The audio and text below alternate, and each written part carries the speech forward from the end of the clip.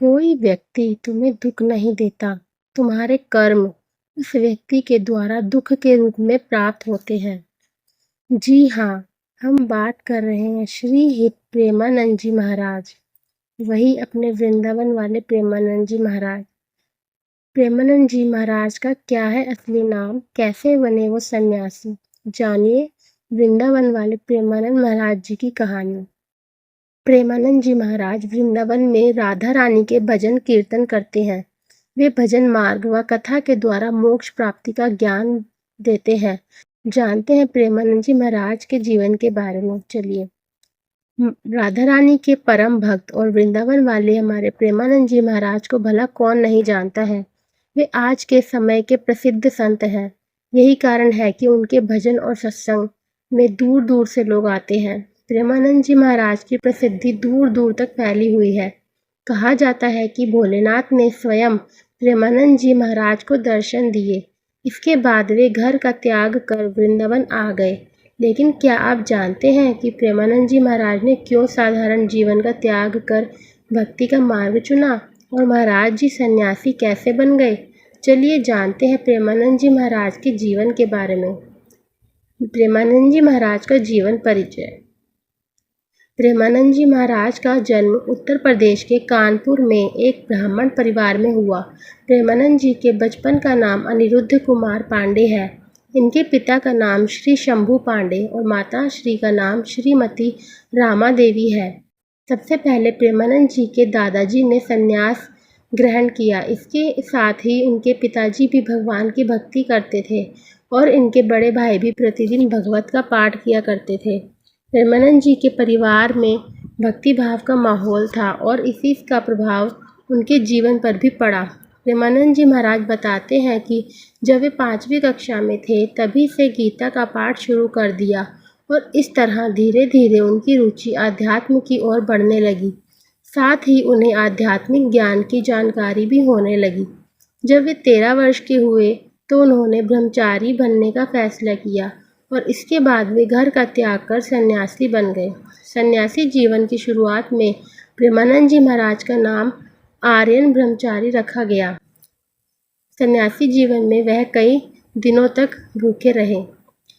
प्रेमानंद जी महाराज सन्यासी बनने के लिए घर का त्याग कर वाराणसी आ गए और यहीं अपना जीवन बिताने लगे। सन्यासी जीवन की दिनचर्या में वे गंगा में प्रतिदिन 3 बार स्नान करते थे और तुलसी घाट पर भगवान शिव और माता गंगा का ध्यान व पूजन किया करते थे। वे दिन में केवल एक ही बार भोजन करते थे। प्रेमानंद जी महाराज भिक्षा मांगने के स्थान पर भोजन प्राप्ति की इच्छा से 10-15 मिनट बैठते थे। यदि इतने समय में भोजन मिला तो वह उसे ग्रहण करते थे, नहीं तो सिर्फ गंगाजल पीकर रह जाते थे। सन्यासी जीवन की दिनचर्या में प्रेमानंद जी महाराज ने कई कई दिन भूखे रहकर बिताया।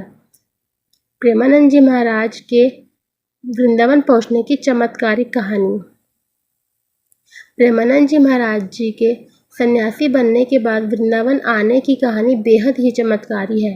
एक दिन प्रेमानंद जी महाराज से मिलने एक अपरिचित संत आए और उन्होंने कहा, श्री हनुमत धाम विश्वविद्यालय में श्री राम शर्मा के द्वारा दिन में श्री चैतन्य लीला और रात में श्री रास लीला मंच का आयोजन किया गया है, जिसमें आप आमंत्रित हैं। पहले तो महाराज जी ने अपरिचित साधु को आने के लिए मना कर दिया, लेकिन साधु ने उनसे आयोजन में शामिल होने के लिए काफ़ी आग्रह किया, जिसके बाद महाराज जी ने आमंत्रण स्वीकार कर लिया। प्रेमानंद जी महाराज जब चैतन्य लीला और रास लीला देखने गए तो उन्हें आयोजन बहुत पसंद आया। यह आयोजन लगभग 1 महीने तक चला और इसके बाद समाप्त हो गया। चैतन्य लीला और रास लीला का आयोजन समाप्त होने के बाद प्रेमानंद जी महाराज को आयोजन देखने की व्याकुलता होने लगी। अब उन्हें रासलीला कैसे देखने को कैसे मिलेगी?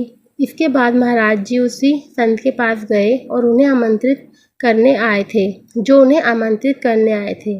उनसे मिलकर महाराज जी कहने लगे, मुझे भी अपने साथ ले चलिए, जिससे कि मैं रासलीला को देख सकूं। इसके बदले मैं आपकी सेवा करूंगा। संत ने कहा, आप वृंदावन जाएं, वहां आपको प्रतिदिन रासलीला देखने को मिलेगी। संत की यह बात सुनते ही महाराज जी को वृंदावन आने की ललक लगी और तभी उन्हें वृंदावन आने की प्रेरणा मिली। इसके बाद महाराज जी वृंदावन में राधा रानी और श्री कृष्ण के चरणों में आ गए और भगवत प्राप्ति में लग गए। इसके बाद महाराज जी भक्ति मार्ग में आ गए। वृंदावन आकर वे राधा वल्लभ संप्रदाय से भी जुड़े। हम आपको यह बताना चाहते हैं कि यह सूचना सिर्फ मान्यता और जानकारियों पर आधारित है। यहाँ यह बताना जरूरी है कि हमारे चैनल पर किसी भी तरह की मान्यता जानकारी की पुष्टि नहीं करता है।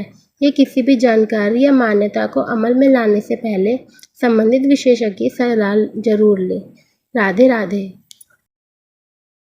ऐसे ही भक्ति से संबंधित कथाओं, व्रत, त्योहार आदि से संबंधित जानकारियों तथा कथाओं के लिए हमारे चैनल को, अगर आप नए हैं तो हमारे चैनल को जरूर सब्सक्राइब करें, लाइक करें, शेयर करें तथा कमेंट करें।